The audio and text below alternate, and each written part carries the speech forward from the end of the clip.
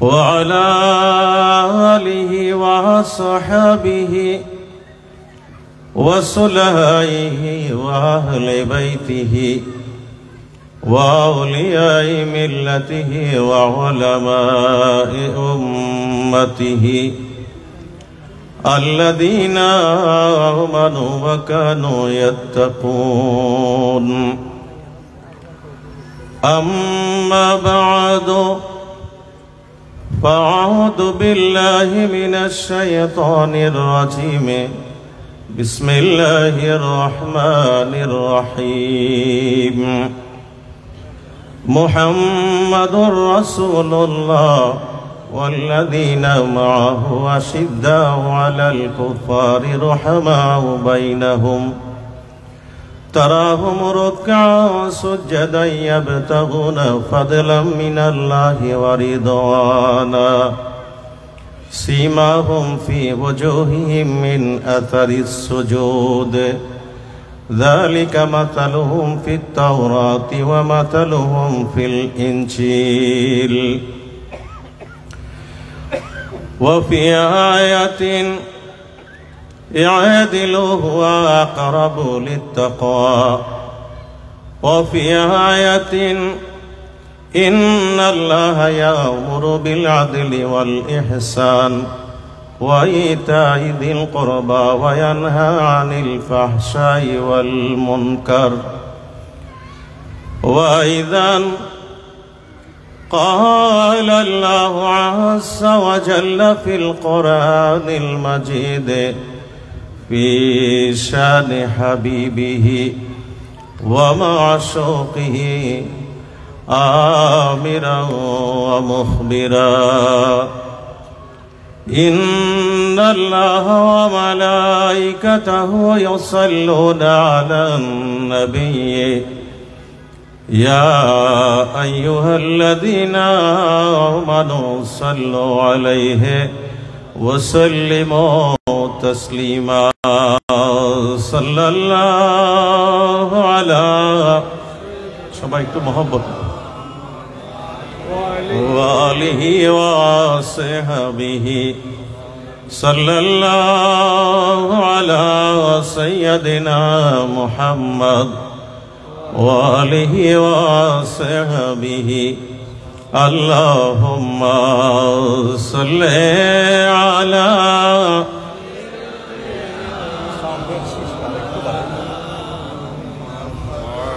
وعلى آل سيدنا.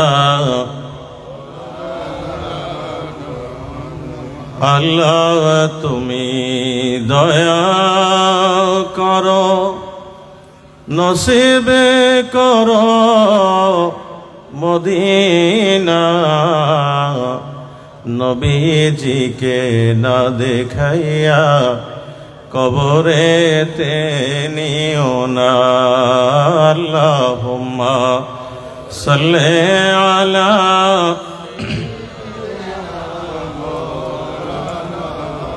মুহাম্মাদ ওয়া আলা আলি সাইয়্যিদিনা। सुबह तौबा में हुई बढ़ता है बड़ा नूर का सदका लेने नूर का या है तारा नूर का। अल्लाहुम्मा सल्ले अला मौलाना मुहम्मद वाला अली सैयदना। बागे तैयबा में सुहाना फूल फूला नूर का मस्त बोहे बुलबुली पड़े तीहे कलमा नूर का। अल्लाहुम्मा सल्ले अला मौलाना मुहम्मद वाला अली सय्यदना सलातुन या रसूलल्लाह अलैकुम या अकरमल खल्क़े माली मन अलूज़ु बिही सिवाका इंदा हुलूलिल हादिसिल अममी सलातुन या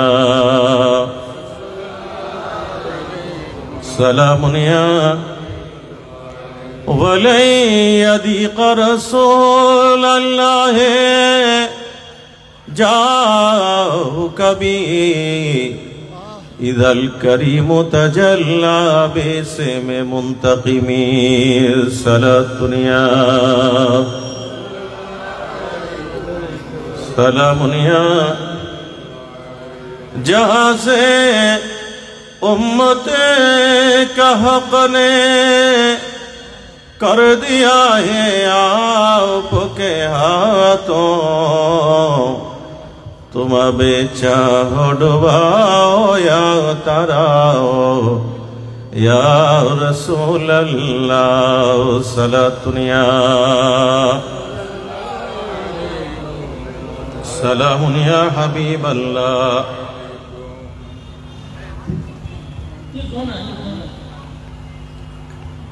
ईद मिलादुन नबी सल्लल्लाहु अलैहि वसल्लम उद्यापन कमिटी फतेहाबाद इस्लामी छात्र सेना 12 नम्बर चिकनदंडी और 1 नम्बर दक्षिण पहाड़तली वार्ड शाखार व्यवस्थापनाय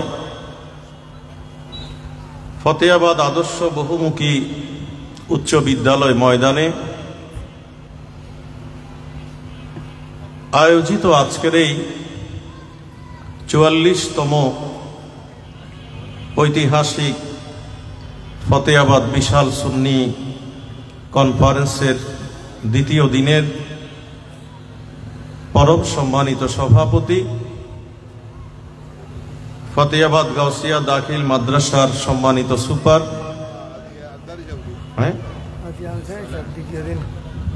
हजरत शाहजालाल उद्दीन बुखारी रहमतुल्लाह अलैह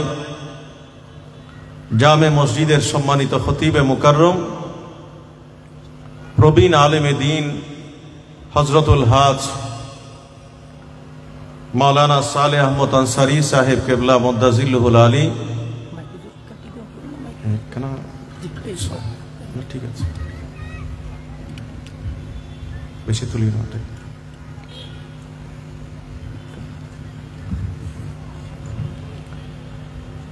महफिलेर मंचे उपस्थित असंख्य काबिले कदर काबिल एहतराम मुक्तदर मशाहिर उलामाए इज़ाम विशेष करे मुनिरिया दारुस सुन्नाह फाजिल माद्रासार साबेक अध्यक्ष हजरतुल हाज आल्लामा पीरे तरीकत काजी मोहम्मद हारुन चौधरी साहेब केबला मुद्दाजिल्लुहुल आली फतेहाबाद आदर्श बहुमुखी उच्च विद्यालयेर प्रधान मौलाना हजरत मौलाना मोहम्मद साइफुल आलम फतेहाबादी साहेब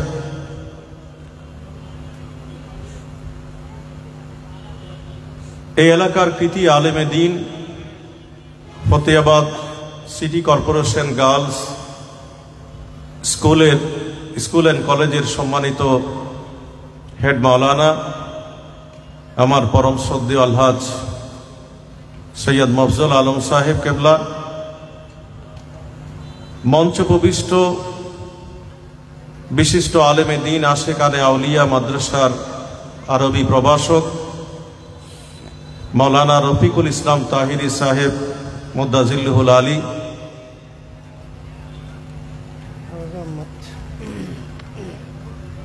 नानपुर गाउसिया माद्रासार इस्लामेर इतिहास और संस्कृति विभागेर सम्मानित सहकारी अध्यापक হজরতুল হাজ আল্লামা সৈয়দ আহমদ সাহেব, তরুণ আইনজীবী জনাব অ্যাডভোকেট আবু বকর সিদ্দিক সাহেব, আমার বড় ভাই জনাব বিশিষ্ট রাজনীতিবিদ সমাজসেবক জনাব এনামুল হক সাহেব, হজরত মাওলানা আখতারুজ্জামান সাহেব, ফতেহাবাদ গাউসিয়া তৈয়বিয়া মাদ্রাসার সুপার হজরতুল হাজ মাওলানা রফিকুল ইসলাম নিজামী সাহেব, মঞ্চ উপবিষ্ট অসংখ্য কাবিলে কদর কাবিলে ইহতেরাম মুক্তাদর মাশাহির উলামায়ে ইজাম, এলাকার সর্বস্তরের সুধী মণ্ডলী, ঈদে মিলাদুন নবী সাল্লাল্লাহু আলাইহি ওয়াসাল্লাম উদযাপন কমিটির সম্মানিত সদস্যবৃন্দ, ইসলামী ছাত্র সেনা 12 নম্বর চিকনদন্ডি ও 1 নম্বর দক্ষিণ পাহাড়তলি নেতৃবৃন্দ, সমবেত আমার পরম শ্রদ্ধেয় মুরব্বিয়ান ইজাম, প্রিয় যুবক তরুণ ভাইয়েরা, সর্বস্তরের সামিন ইজাম, যারা প্যান্ডেলের মধ্যে আছেন, যারা চতুর্পার্শ্বে বিচ্ছিন্ন বিক্ষিপ্তভাবে বিভিন্ন প্রান্ত থেকে আমাদের কথাগুলো শুনছেন, আসসালামু আলাইকুম ওয়া রাহমাতুল্লাহি ওয়া বারাকাতুহু। রব্বুল আলামিন আহকামুল হাকিমিনের কুদরতের আলিশান দরবারে অগণিত অসংখ্য কৃতজ্ঞতা জানাই, যিনি আজকের এই আয়োজনে আমাদের সকলকে শরীক শামিল হওয়ার সৌভাগ্য দান করেছেন। আমরা সমবেত কণ্ঠে আল্লাহর দরবারে শুকরিয়া জ্ঞাপন করে মহব্বতের আওয়াজে বলি আলহামদুলিল্লাহ। সাথে সাথে আল্লাহর প্রিয় মাহবুব, অখণ্ড মানবতার মুক্তির ত্রাতা, আমাদের জাগতিক আধ্যাত্মিক জগতের অনন্য নেয়ামতের ভান্ডার, ইমামুল আম্বিয়া ওয়াল মুরসালিন আকা মাওলা হুজুর মুহাম্মদুর রাসূলুল্লাহ সাল্লাল্লাহু আলাইহি ওয়াসাল্লামের নুরানি রওজায়ে আতহারে অসংখ্য দরুদ ও সালামার হাদিয়া পেশ করছি। কৃতজ্ঞতা জানাই, ধন্যবাদ জানাই যারা আজকের এই আয়োজনের সাথে সম্পৃক্ত। মোবারকবাদ জানাই আপনারা যারা এসে মাহফিলকে রওনা করেছেন, সুন্দর করেছেন, আলোকিত করেছেন। আল্লাহ রাব্বুল আলামিন আমাদের প্রত্যেকের জন্য এই আয়োজনকে দুনিয়া এবং আখিরাত উভয় জাহানে নাজাতের ওয়াসিলা বানিয়ে দিন, প্রত্যেকে বলি আমিন। 44তম বর্ষে এই মাহফিল পদার্পণ করেছে। যারা এই মাহফিলের সাথে নানাভাবে যুক্ত, অনেকে আছেন হয়তো আলমে বরজখের অধিবাসী হয়েছেন, আল্লাহ তাদেরকে রফে দরজাত নসিব করুন বলি আমি।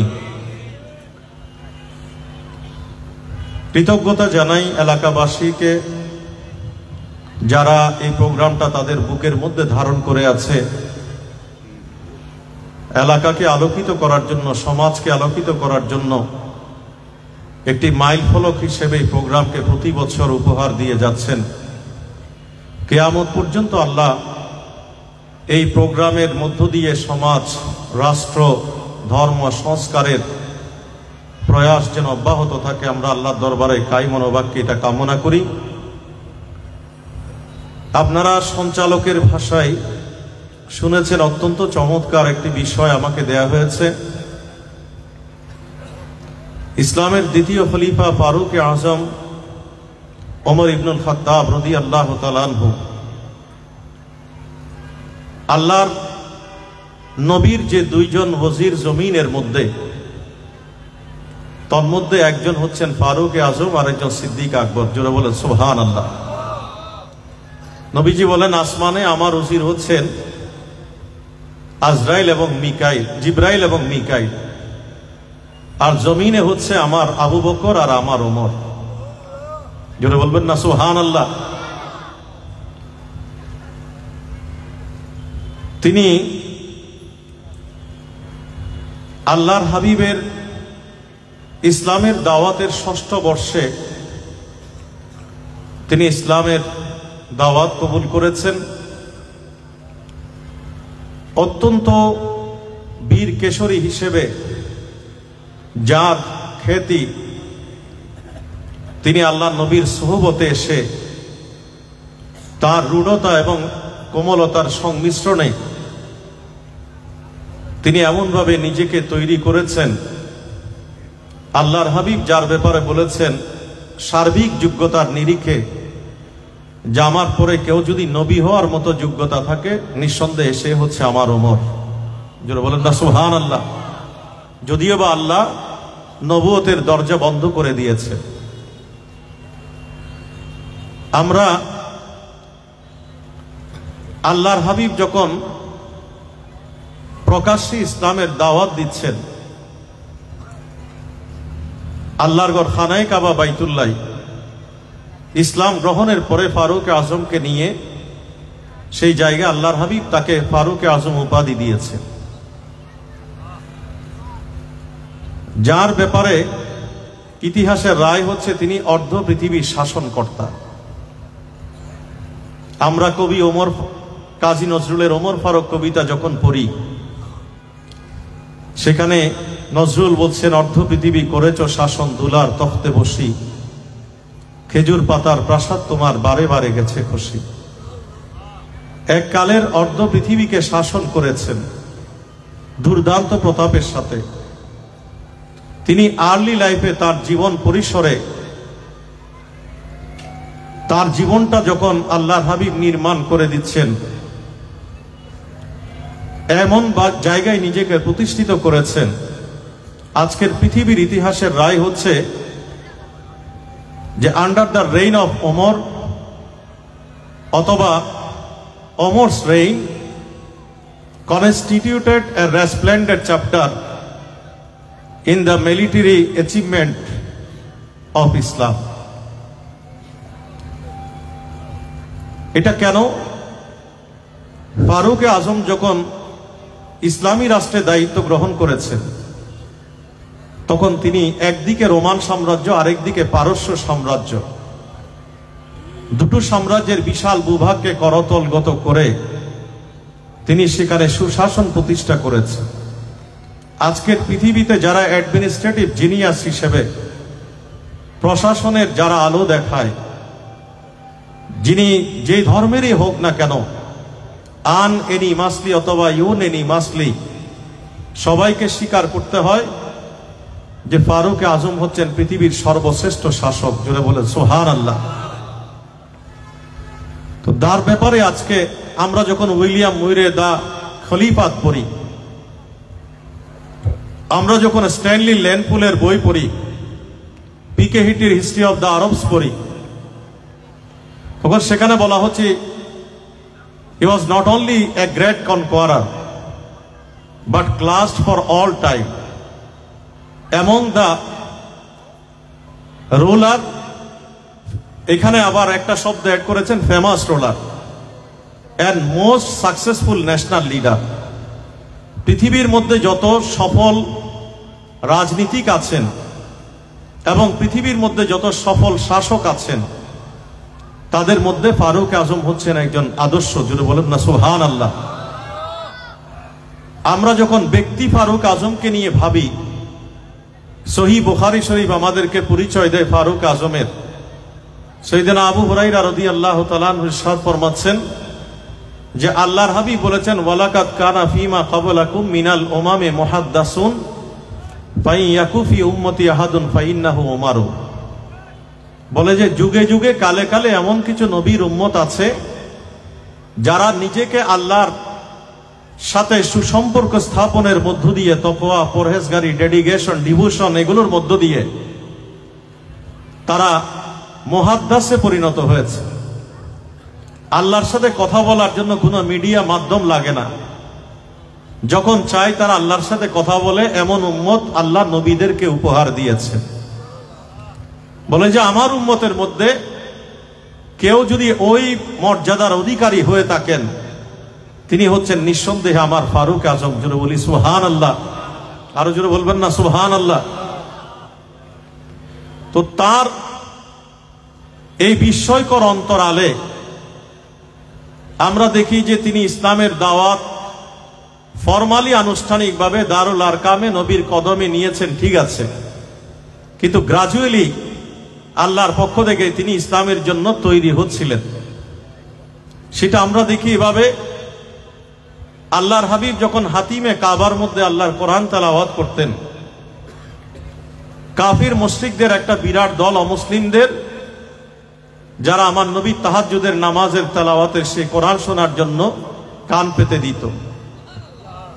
মহিলা যারা আছে, ইনক্লুডিং উম্মে জমিল, আবু জেহেলের স্ত্রী, আল্লাহর হাবিব যখন ঘরের মধ্যে কোরআন তেলাওয়াত করতেন তাহাজ্জুদের নামাজে, তারা লুকিয়ে লুকিয়ে ওই মহিলারা আল্লাহর কোরআন নবীর কণ্ঠে শোনা আরম্ভ করত।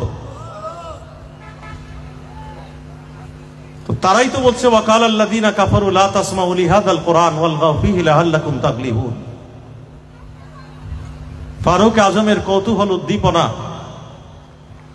যে দেখি আল্লাহর নবী কি তেলাওয়াত করছেন। তিনি দেখছেন যে নবী সূরা আল হাক্কা থেকে তেলাওয়াত করছেন। একবার তার সামনে যখন সবাই বলছে যে আল্লাহর হাবিব এমন একটা কোরআন তেলাওয়াত করছে যে কোরআনের সুরের মূর্ছনায় মানুষ পাগল হয়ে ইসলাম ধর্মে দীক্ষিত হচ্ছে, তার সে কৌতূহল থেকে তিনি কোরআন শুনছেন। মানুষ কেউ তাকে কবি বলছে, গণক বলছে, জাদুকর বলছে, যে তার জাদুর স্পর্শে, তার কবিতার টানে এমন হৃদয় গ্রাহিতা যা মানুষকে টেনে টেনে নিয়ে যাচ্ছে ইসলাম ধর্মে। তার সেই কৌতূহল উদ্দীপনা থেকে তিনি যখন শুনছেন, তখন তিনি দেখছেন যে আল্লাহর নবী কোরআন তেলাওয়াত করছেন সূরা আল হাক্কার আয়াত, ইন্নাহু লাকাউলু রাসূলিন কারীম ওয়া মা হুয়া বিকাউলি শাইরিন। এই কথাগুলো যখন বলছেন, ফারুক আজম এর মধ্যে চিন্তা করছে নবী বোধহয় একটা গণক কবি হবেন, কিন্তু আল্লাহ তার মিথ্যার জবাব আমার নবীর কোরআন তেলাওয়াতের মধ্য দিয়ে দিয়ে দিচ্ছে। যারা বলেন না সুবহানাল্লাহ। তাকে মেন্টালি, সাইকোলজিক্যালি আঘাত করছে। তিনি বলছেন যে তিনি নিশ্চয় কোন একটা বড় জাদুকর হবেন, যার জাদু তন্ত্রে মন্ত্রে মানুষ মুগ্ধ হয়ে কোরআনের তেলাওয়াত শুনছে। তখন আল্লাহ নবী এর পরের আয়াত ওয়ালা বিকাউলি কাহিনীন, এই শব্দ যখন উচ্চারণ করছেন, তখন ফারুক আজমের মনোজগতের মধ্যে আরেকটা ধাক্কা খায়। মেন্টালি, সাইকোলজিক্যালি আল্লাহর কোরআন তাকে বুস্ট আপ করে, নবীর কণ্ঠলহরী তার মনের পৃথিবীকে পরিবর্তন করার জন্য তাকে মানসিকভাবে তৈরি করে। আবার আবিসিনিয়ায় হিজরতকারী যারা, তারা যখন যাচ্ছে, তাদের একজন মহিলা যার স্বামীর নাম আবু আমের, ওই মহিলা বলে যে আমার স্বামী বাইরে, তখনও ফারুক আজম মুশরিক, তখনও ইসলাম ধর্ম গ্রহণ করেন নাই। তিনি এসে জিজ্ঞেস করছেন তোমরা কি করছো, কিসের প্রস্তুতি নিচ্ছ? বলে আমরা আবিসিনিয়ায় যাওয়ার জন্য হিজরতের প্রস্তুতি নিচ্ছি। বলে কেন হয়? বলে তোমাদের নির্যাতন নিপীড়ন থেকে বাঁচার জন্য আমরা কি বা করি। দেখা গেল ওই মহিলার উদ্দেশ্যে ফারুক আজম বলেন যে সাহেবাকুমুল্লাহ, আল্লাহ তোমাদের সহায় হন। যেটা বলেন না সুবহানাল্লাহ। এভাবে আল্লাহ তাকে ইসলামের জন্য তৈরি করছেন গ্রাজুয়ালি। আর ফাইনালি যেটা, এটা ইমামউদ্দিন ইবনে কসির এটাকে সাই দিয়েছেন। আল্লামা ওয়াকিদি আমাদের ইতিহাস গ্রন্থের অন্যতম একজন ইতিহাসবেত্তা, তিনি এই ঘটনা প্রবাহগুলো উল্লেখ করেছেন, যেখানে দ্বিমত পোষণ করেছেন হাফেজ ইবনে হাজার আল আসকালানি। তিনি শুধু নিয়েছেন যে যেটা আন এনি মাসলি মশহুর যে ঘটনা ইসলাম গ্রহণের, সেটা হচ্ছে যে তিনি যখন নাঙ্গা তরবারি নিয়ে আল্লাহর নবীকে হত্যা করার জন্য বীর বিক্রমে যখন এগিয়ে চলছে, প্রতিমধ্যে মখজুম গোত্রের একজন ব্যক্তি, অথবা জোহরা গোত্রের একজন ব্যক্তি, অথবা নঈম ইবনে আব্দুল্লাহ, তিনটা রিওয়ায়াত আছে, তার সাথে সাক্ষাৎ হয়। তিনি ফারুক আজমকে জিজ্ঞেস করলেন যে তোমরা কোথায় যাও, তুমি কোথায় যাও? বলে আমি নবীর গর্দান নেয়ার জন্য, তার গর্দান উপরে ফেলবো, তিনি আমাদের বাপদাদা 14 পুরুষের ধর্ম শেষ করে দিচ্ছে, আমি চ্যালেঞ্জ করে আমি তার গর্দান নেয়ার জন্য যাচ্ছি। তো তখন নঈম ইবনে আব্দুল্লাহ বলে, তুমি যদি আল্লাহ নবীকে হত্যা করো তাহলে বনু হাশেম এবং বনু জোহরা গোত্র কি তোমাকে ছেড়ে কথা বলবে? তুমি সেটার জবাব কিভাবে দেবে? তখন নঈম ইবনে আব্দুল্লাহকে বলে যে নিশ্চয় তুমিও ওই ভণ্ড ধর্মটা তুমি গ্রহণ করেছো, তুমি আমাদের বাপদাদা 14 পুরুষের ধর্ম তুমি ছেড়ে দিয়েছো। বলে ঠিক আছে, আমি কেবল ছেড়ে দিয়েছি তা না, তুমি তোমার আপন বোনের ঘরে গিয়ে দেখো, তোমার বোন ইতিমধ্যে ইসলাম ধর্ম গ্রহণ করেছে। জোরে বলেন না সুবহানাল্লাহ। তিনি দুর্দান্ত প্রতাপে ছুটে গেলেন আপন বোনের ঘরে এবং সেখানে গিয়ে দেখলেন যে তারা আল্লাহর কোরআন তেলাওয়াত করছে। ফারুক আজমের শব্দ শুনে ওই কোরআনের পাতাগুলো লুকিয়ে তারা তাকে অভ্যর্থনা জানালেন। বলে তোমরা কি পড়ছো, আমাকে একটু দেখাও। প্রথমে বলেছে আমরা কিছু না, এরপরে বলে আমি আল্লাহর কোরআন তেলাওয়াত করছি। সাথে সাথে তার বোন ফাতেমার স্বামীকে এমন ভাবে আঘাত করলো, সে আঘাতে আঘাতে যখন জর্জরিত হচ্ছে, রক্তাক্ত, বোন ফাতেমা তার দিকে এগিয়ে এসে স্বামীকে বাঁচাবার জন্য তিনি যখন এগিয়ে আসলেন, তখন সাথে সাথে তাকেও এমন ভাবে আঘাত করেছে, তিনি মুহূর্তের মধ্যে ভেনিশ হয়ে ওই জায়গায় পড়ে আছে রক্তাক্ত অবস্থায়। আর ওই জায়গায় তার প্রতিবাদের কণ্ঠ, বোন তাকে প্রতিবাদ করছে, ইয়া উমর ইন কানাল হক্কু ফি গায়রি দীনিকা। এই কথা বলতে না বলতে তিনি উচ্চারণ করছেন আশহাদু আন লা ইলাহা ইল্লাল্লাহু ওয়া আশহাদু আন্না মুহাম্মাদান আবদুহু ওয়া রাসূলুহু। এটা যখন বলছে যে তোমার ধর্মের বিপরীতে যদি শ্রেষ্ঠ ধর্ম অন্য কোথাও থাকে, এটা বলতে না বলতেই তিনি যখন শাহাদাতের বাণী, রিসালতের বাণী উচ্চারণ করলো, সাথে সাথে তার মনের মধ্যে স্পন্দন, হরকত তৈরি হলো, তার মধ্যে একটা বৈপ্লবিক পরিবর্তনের সূচনা হলো। কারণ আজকের পৃথিবী বলছে দা কোরআন এমনিতেই জেনারেলি বিউটিফুল, বলে যে মেনি প্লেসেস, এমন কিছু জায়গা আছে where the attributes of God are described magnificent. বলে যে জায়গাগুলোর মধ্যে আল্লাহর সার্বভৌমত্বের কথা, আল্লাহর সৃষ্টি তত্ত্বের কথা আছে, বলে যে এগুলো ম্যাগনিফিসেন্ট। ঠিক একই কারণে আমরা দেখি যখন ফারুক আজম বলছে ঠিক আছে তুমি আমার সামনে কোরআন তেলাওয়াত করো, আমি শুনি। বলে শোনার জন্য তোমাকে উজু করতে হবে। ফারুক আজম উজু করে আসলেন, তখন তিনি সূরা তাহা উচ্চারণ করলেন, তাহা মা আনজালনা আলাইকাল কোরআনা লিতাশকা। এটা বলতে বলতে তিনি পরের আয়াত, একের পর এক 14 নম্বর আয়াতের মধ্যে গিয়ে যখন উচ্চারণ করছেন ইন্নানি আনাল্লাহ লা ইলাহা ইল্লা আনা ফাবুদনি ওয়া আকিমিস সালাতা লিযিকরি, এই আয়াতগুলো তার অন্তরের মধ্যে এমন ভাবে তাসির পয়দা করলো, মুহূর্তের মধ্যে তার মনের পৃথিবী পরিবর্তিত হয়ে গেল।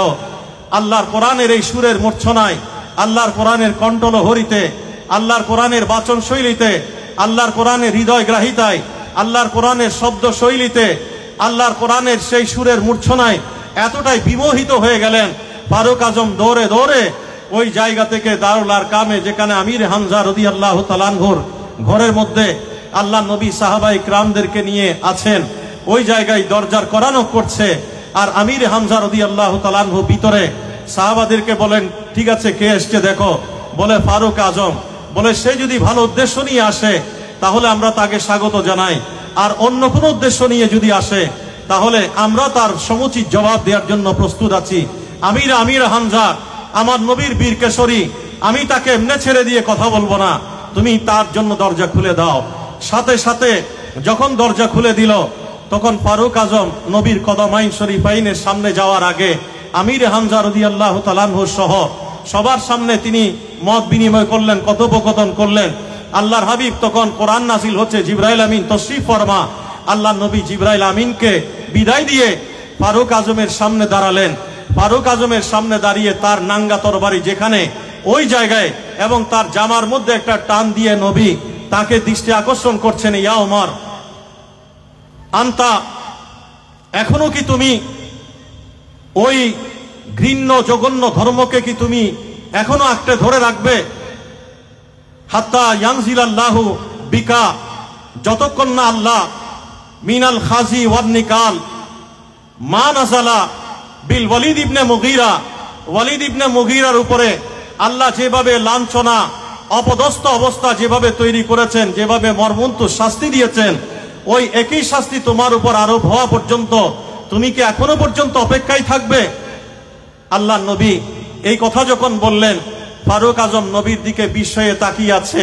আর আমার নবী আল্লাহকে বলছেন, আল্লাহুম্মা হাজা ওমর ইবনুল খাত্তাব, আল্লাহ এই হচ্ছে ওমর ইবনুল খাত্তাব, যার জন্য আমি 6 দিন আগে তোমার দরবারে দোয়া করেছি। আল্লাহ এই ওমরকে আমাকে দাও। আর সেই ওমর আজকে আমার সামনে, আমি তোমার সামনে উপস্থাপন করছি। আর আল্লাহ দরবারে নবী দোয়া করছেন, আল্লাহুম্মা আইজিল ইসলাম বে ওমর ইবনুল খাত্তাব, আল্লাহ এই ওমর ইবনুল খাত্তাবের মাধ্যমে তুমি আমার ইসলামের বিকাশ দাও। জোরে বলেন না সুবহানাল্লাহ। সাথে সাথে ওমর ইবনুল খাত্তাব একদিকে নবীর দোয়ার ওই শব্দগুলো যখন তার কানের মধ্যে বেজে উঠেছে, তার মনের পৃথিবী পরিবর্তন হয়ে আমার নবীর কদমের মধ্যে নাঙ্গা তরবারি কদমের মধ্যে দিয়ে তিনি নবীর মুখে মুখে পড়ে নিয়েছে, আশহাদু আল্লা ইলাহা ইল্লাল্লাহু ওয়া আন্নাকা রাসূলুল্লাহ সাল্লাল্লাহু আলাইহি ওয়াসাল্লাম। চিৎকার দিয়ে বলেন সুবহানাল্লাহ, আরো জোরে বলি সুবহানাল্লাহ। ফারুক আজম ইসলাম ধর্মের আগমনের মধ্য দিয়ে ইসলামের টার্নিং পয়েন্ট, ইসলামের আরেকটা মাইল ফলক সূচিত হলো। আমিরে হামজা একদিকে বীর কেশরী, ফারুক আজম আরেক বীর কেশরী, দুজন এবার বলে আমরা অপ্রকাশ্যে ইসলাম প্রচার করতে চাই না। ইয়া রাসূলুল্লাহ, এক কাতারে আমি আছি, আরেক কাতারে আমিরে হামজা আছে। আপনি নবী সবার আগে, আমরা অগ্রভাগে, আপনি নবী থাকবেন। আমরা দুই বীর কেশরী নবীর সাহাবাদেরকে নিয়ে আমরা আল্লাহর ঘরের মধ্যে ঢুকলাম। এটা ফারুক আজমের হাদিস। ফারুক আজম বলে, লুকিয়ে লুকিয়ে ইসলাম প্রচার করার মতো আর কোনো অবকাশ নেই। আপনি প্রকাশ্য দিবালোকে খানায় কাবা বাইতুল্লাহর মধ্যে ইসলামের দাওয়াত দেবেন। ফারুক আজম নিজেই হাদিসের মধ্যে বর্ণনা করছেন, দুই সারিতে সাহাবারা যখন আল্লাহর ঘরের পানে এগিয়ে চলছে, তখন ধুলো বালিগুলো উড়ে উড়ে ওই কাবার চতুর্পার্শ্বের মধ্যে একটা আবহ তৈরি করেছে। আর আমরা যখন আল্লাহর ঘরের মধ্যে ঢুকলাম, আমার নবী দয়া পরবশ হয়ে আমার প্রতি মহব্বত করে ভালোবেসে আমাকে ওই মুহূর্তে আমার নবী আমাকে ফারুক আজম উপহার দিয়েছেন। জোরে বলেন না সুবহানাল্লাহ, আরো জোরে বলি সুবহানাল্লাহ। সেদিন থেকে ফারুক আজম নবীর কদমে নিজেকে গড়ে তুলেছেন। তাকওয়ার দিক থেকে, পরহেজগারের দিক থেকে, কর্তব্য পরায়ণতার দিক থেকে, খেদমতে খলকের দিক থেকে, আমানতদারিত্বের দিক থেকে, মানব সেবার দিক থেকে, ডেডিকেশনের দিক থেকে, ডিভোশনের দিক থেকে, কর্তব্য পরায়ণতার দিক থেকে, দানশীলতার দিক থেকে, দূরদৃষ্টির দিক থেকে, প্রজ্ঞার দিক থেকে, শাসনতান্ত্রিক মেধার দিক থেকে, যেদিকে আমরা তাকাই আমরা দেখি জেহাদের ময়দানে ফারুক আজম এগিয়ে, দান সৎকার ক্ষেত্রে ফারুক আজম এগিয়ে, রাতের অন্ধকারে তাহাজ্জুদের নামাজে গোটা কোরআন তেলাওয়াত করে তাহাজ্জুদের নামাজ আদায়ে আমরা ফারুক আজমকে দেখি। আর তিনি যখন আল্লাহ নবীর সহবতে নিজেকে নির্মাণ করছেন, তারই ধারাবাহিকতায় আল্লাহ নবীর প্রেম আর ভালোবাসা তার অন্তরের মধ্যে এমন ভাবে জায়গা করে নিয়েছে, তিনি যখন নবীর হাদিস উচ্চারণ করছেন যে লা ইউমিনু আহাদুকুম হাত্তা আকুনা হাব্বা ইলাইহি মিন ওয়ালিদিহি ওয়া ওয়ালাদিহি ওয়ান নাস আজমাইন, তখন ফারুক আজম বলে, ইয়া রাসূলুল্লাহ, আমি আপনাকে ভালোবাসি ইল্লা নফসি, আমার মা বাবা ছেলে মেয়ে ধন দৌলত সবকিছুর ঊর্ধ্বে আমি ভালোবাসি ইল্লা নফসি, আমার নফস থেকে, আমার জীবন থেকে, আমি জীবনটা ছাড়া আমি আপনাকে ভালোবাসি, কারণ জীবনেই যদি না থাকে আপনাকে ভালোবাসবো কি দিয়ে। তখন আমার নবী বলেন, ও ফারুক আজম, তুমি এখনো মুসলমান হও নাই, মুমিন হও নাই। তখন ফারুক আজম বলে, ইয়া রাসূলুল্লাহ, আমি আমার মা বাবা ছেলে মেয়ে ধন দৌলত এমনকি আমার দেহের মধ্যে যে প্রাণ আছে সেই প্রাণের চেয়ে আপনি নবীকে বেশি করে মহব্বত করি। আমার নবী বলেন, আল আন ইয়া ওমর, এখন থেকেই তুমি পরিপূর্ণ মুমিন হলে। জোরে বলবেন না সুবহানাল্লাহ, আরো জোরে বলি সুবহানাল্লাহ। তো ঈমানের ক্রাইটেরিয়া, দুনিয়ার সব কিছুর ঊর্ধ্বে নিজের জীবনের চেয়েও বেশি ভালোবাসতে হবে নবীকে, সেই শিক্ষা ফারুক আজম আমাদেরকে দিয়েছেন। আর ফারুক আজমই উচ্চারণ করেছেন, যারা দুনিয়ার মধ্যে নবীর গোলাম, নবীর পাগল, নবীর জন্য ডেডিকেটেড, নবীর জন্য আত্ম উৎসর্গিত প্রাণ যারা, কাল কিয়ামতের ময়দানে নবীর গোলামদের জন্য আল্লাহর পক্ষ থেকে স্লোগান চলতে থাকবে। যদি বলেন না সুবহানাল্লাহ। আমি কালকে জমিয়তুল ফালার মধ্যে খতিবে বাঙ্গাল আল্লামা জালালউদ্দিন আল কাদির রহমতুল্লাহ আলাইহির কাছ থেকে শোনা আলা হযরতের সেই নাতের কলিগুলোর কথা বলতে গিয়ে একটা নাতের কলি উচ্চারণ করছিলাম যে ফারুক আজম আমাদেরকে কি শিক্ষা দিয়েছে। আমরা যখন শায়েরদের কণ্ঠে পড়ি, জবি মে রিহো সঙ্গে দরে তোমারা ইয়া রাসূলুল্লাহ, জবি মে রিহো সঙ্গে দরে তোমারা ইয়া यही है एक जीने का सहारा या सबाई जमाना छूट जाए टूट जाए कुछ नहीं परवाह, न छूटे हाथों से दामन तुम्हारा या रसूल अल्लाह, न छूटे सबाई हाथों से दामन तुम्हारा, गुलाम अहमद मुख्तारियों पे चान जाएंगे कि महशर में भी होगा उनका नारा या रसूल अल्लाह, कि महशर में भी होगा उनका नारा या रसूल अल्लाह। আমরা নবীর গোলাম হতে চাই কি চাই না? ইয়া রাসূলুল্লাহ, ইয়া গাউসুল আজম দস্তগীর জিন্দাবাদ, জিন্দাবাদ, জিন্দাবাদ। তো ফারুক আজম রাদিয়াল্লাহু তাআলা আনহু নিজের গোটা জীবনের প্রত্যেকটা অংশকে, অনুষঙ্গকে আল্লাহ নবীর কদমে ওয়াকফ করেছেন। আর তিনি দাবি করেছেন যে আমি নবীর একজন আদানা গোলাম। কাল কিয়ামতের ময়দানে নবীর গোলাম যারা আল্লাহর পক্ষ থেকে, তাদের পিছনে নারায়ে তাকবীরের স্লোগান থাকবে। আমরা নবীর গোলামি ইখতিয়ার করতে চাই কি চাই? কারা চাই হাত তুলি? আল্লাহ আমাদের এই হাতগুলো কবুল করুন। আরো জোরে বলেন আমিন। আমরা ছোট্ট ছোট্ট কিছু ইন্ডিকেশনের দিকে যাই এবার। ফারুক আজমের আমল, আমার ভাইয়েরা বলেছেন পরিচয়, ইসলাম গ্রহণ, প্রশাসন, অনেকগুলো বিষয়। আমরা যদি সিম্পলি তার আমলের জায়গাটা দেখি, মায়েশা সিদ্দিকা রাদিয়াল্লাহু তাআলা আনহাকে নিয়ে আমার নবী পূর্ণ চন্দ্রিমার রাতে খোলা আকাশে বেরিয়েছেন। এটা আমাদের মা বোন, আমাদের ভাই বোনদের, স্বামী স্ত্রীর জন্য শিক্ষা। জোরে বলবেন না সুবহানাল্লাহ। আমাদের মধ্যে পারস্পরিক মুওয়াদ্দাত, মুহাব্বত, আমাদের ঘর যেন জান্নাতের প্রতিচ্ছবি হয়। আমরা দুনিয়ায় যেন জান্নাতি হুরপরি পাওয়ার আগে আমাদের স্ত্রীরা যেন দুনিয়ায় হুরপরিতে পরিণত হয়। আল্লাহ নবী আমাদেরকে আদর্শ দাম্পত্য জীবনের, বৈবাহিক জীবনের শিক্ষা দিয়েছেন। কথা বলেন ঠিক কিনা? পূর্ণ চন্দ্রিমার রাতে নবী মায়েশাকে নিয়ে বেরিয়েছেন।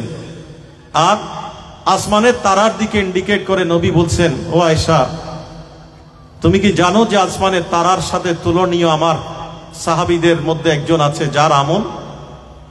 বলে আল্লাহ এবং রসুল ভালো জানেন। তামার নবী বলেন, আজকের আসমানের মধ্যে যতগুলো তারা উদিত হয়েছে, এই অগণিত তারা গণার মতো, গণনা করার মতো পৃথিবীর কোন মানুষের কোনো ক্যালকুলেটর নাই। কথা বলেন ঠিক কিনা? কোন আঙ্কিক হিসাব এখনো সৃষ্টি হয় নাই, কোন গাণিতিক হিসাব তৈরি হয় নাই। কিন্তু যেই নবী দাবি করেছেন ফাআলিমতু মা ফিস সামাওয়াতি ওয়াল আরদ, আসমান জমিনের জ্ঞান আল্লাহ আমি নবীকে দান করেছেন, আমি আমার আল্লাহর কাছ থেকে নিয়েছি। যারা বলেন না সুবহানাল্লাহ।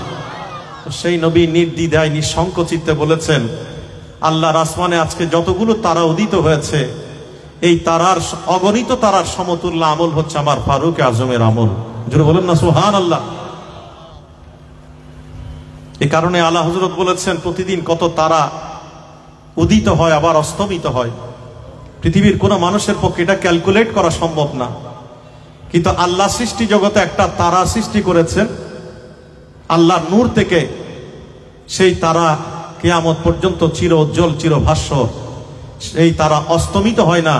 সেই তারার নাম হচ্ছে মুহাম্মদুর রাসূলুল্লাহ সাল্লাল্লাহু আলাইহি ওয়াসাল্লাম। জুড়ে বলবেন না সুবহানাল্লাহ। তিনি কি অসাধারণ ভাবে বলেছেন, क्या खबर कितने तारे खेले चुप गए, फिर न डो बेना डो बाओ मारानो भी सबसे आओ। সবাই একটু মহব্বতে रानो भी सबसे बा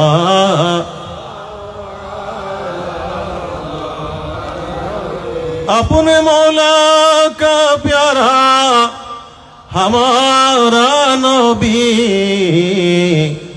दोनों आलम का दुल्हा हमारा नबी सबसे आओ। সবাই মহব্বতের সাথে नबी सबसे बा लामा। তো হাদিসের টুকরাটা অসম্পূর্ণ হবে, সে কারণে এটা একটু কমপ্লিট করে দেই। মা আয়েশা সিদ্দিকা রাদিয়াল্লাহু তাআলা আনহা ভাবছেন যে হয়তো নবীজি তার আব্বাজান আফজালুল উম্মতে বাদাল আম্বিয়া সিদ্দিক আকবরের কথা বলবেন। আল্লাহ নবী তার চেহারায় আনোয়ারের দিকে তাকিয়ে বলেন, ও আয়েশা, আমি তোমাকে একটু বিচলিত বিষণ্ণ দেখছি, তুমি হয়তো ভেবেছিলে আমি তোমার বাবার কথা বলবো। শুনো, আজকের তারার সাথে আমি তুলনা করেছি আমার ওমরের, আর আজকে থেকে কিয়ামত পর্যন্ত পৃথিবীতে যত তারা উদিত হবে অস্তমিত হবে, এগুলো যেভাবে অগণিত, দুনিয়ার কোন পরিমাপ যন্ত্র দিয়ে পরিমিতি ভূদের মধ্যে ফেলে যার আমলকে পরিমাপ করা যাবে না, তিনি হচ্ছেন আমার সিদ্দিক আকবরের আমল। জোরে বলেন না সুবহানাল্লাহ। আর জোরে বলবেন না সুবহানাল্লাহ। সেই সোনার মানুষ সিদ্দিক আকবর। আচ্ছা আচ্ছা, একটু নারাই তাকবীর।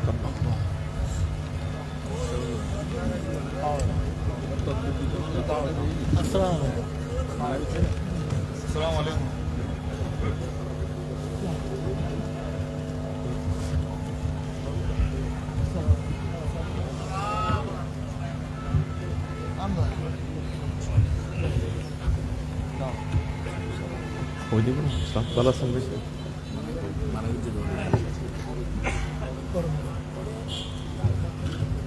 আলহামদুলিল্লাহ ওয়া শুকরান লিল্লাহ। আজকের মাহফিলের মধ্যমণি, প্রধান অতিথি, যাকে ফতেহাবাদের মানুষ প্রতি বছর তাদের প্রাণ সঞ্চারকারী, প্রাণ সঞ্জীবনী বক্তব্যের জন্য বারবার যাকে মানুষের সামনে উপস্থাপন করেন, চট্টগ্রাম নেসারিয়া কামিল মাদ্রাসার সাবেক সফল অধ্যক্ষ, এদেশের সুন্নি আন্দোলনের অগ্রনায়ক হযরতুল হাজ আল্লামা অধ্যক্ষ মোহাম্মদ জয়নুল আবেদিন জুবাইর সাহেব কেবলা মুদ্দাজিল্লুহুল আলী আমাদের মাঝে তশরিফ এনেছেন। আল্লাহ ওনার তশরিফ আওয়ারিকে কবুল করুন। জুড়ে বলেন আমিন। তো আমি আপনাদের খেদমতে যে কথা আরজ করতে চেয়েছি, আমলের দিক থেকে যখন আমরা চিন্তা করি, পৃথিবীর কোন মানুষের পক্ষে ফারুক আজমকে অতিক্রম করা সম্ভব হয় না। কথা বলেন ঠিক কিনা? প্রশাসক হিসেবে আমরা যখন ফারুক আজমকে দেখি, তখন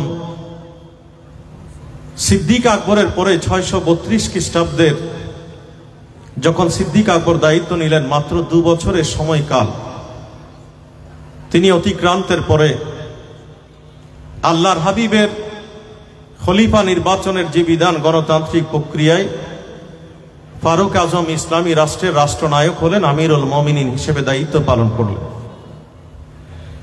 10 বছর আদিকাল তিনি তার শাসনতান্ত্রিক কর্মপন্থার মধ্য দিয়ে গোটা বিশ্বের জন্য শ্রেষ্ঠ আদর্শ শাসনতান্ত্রিক সিস্টেম পৃথিবীকে উপহার দিয়েছেন।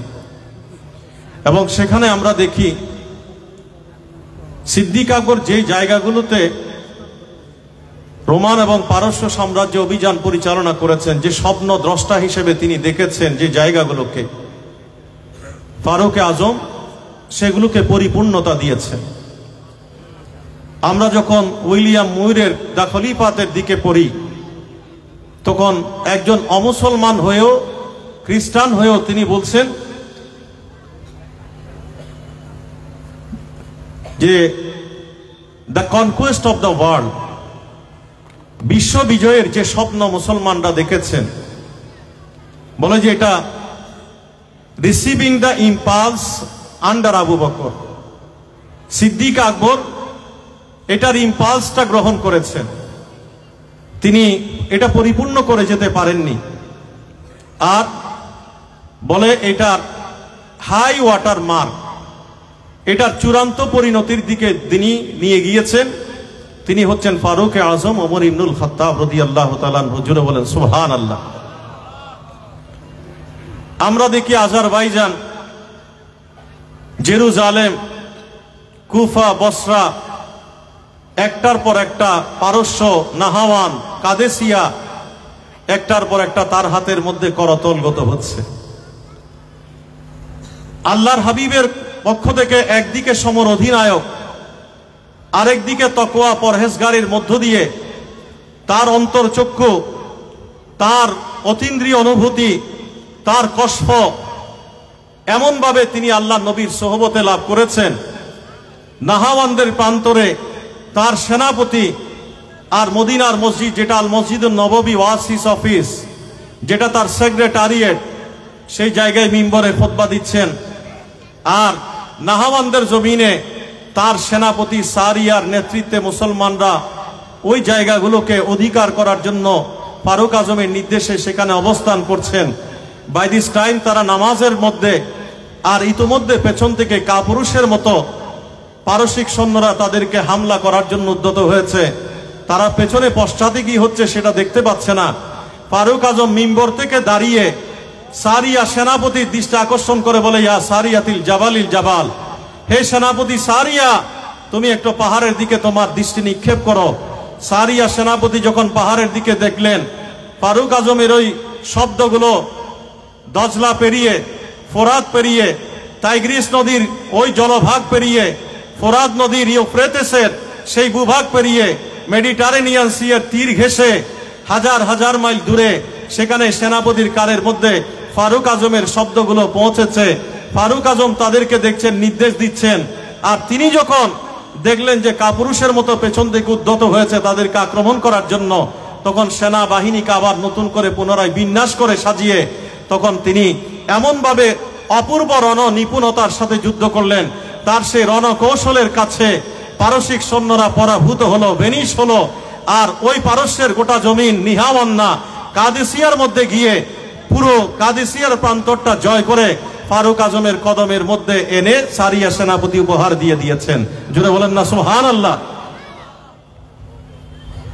আর সেই সেনাপতিদের অন্যতম যিনি সেনাধ্যক্ষ সাদ বিন আবি ওয়াক্কাস, সবাই বলেন রাদিয়াল্লাহু তাআলা আনহু, তাকে ফারুক আজম গভর্নর বানালেন। অ্যাকর্ডিংলি আবার তার নামে ওই পারস্যের জমিনে সাদ খাল নামে ফারুক আজম খাল খনন করে পানির ব্যবস্থা করেছেন আমিরুল মুমিনিন হিসেবে। আবার মিশরের মধ্যে যখন নীল নদী পানি দেয় না, ওই সময় ফারুক আজম আমিরুল মুমিনিন খাল খনন করেছেন।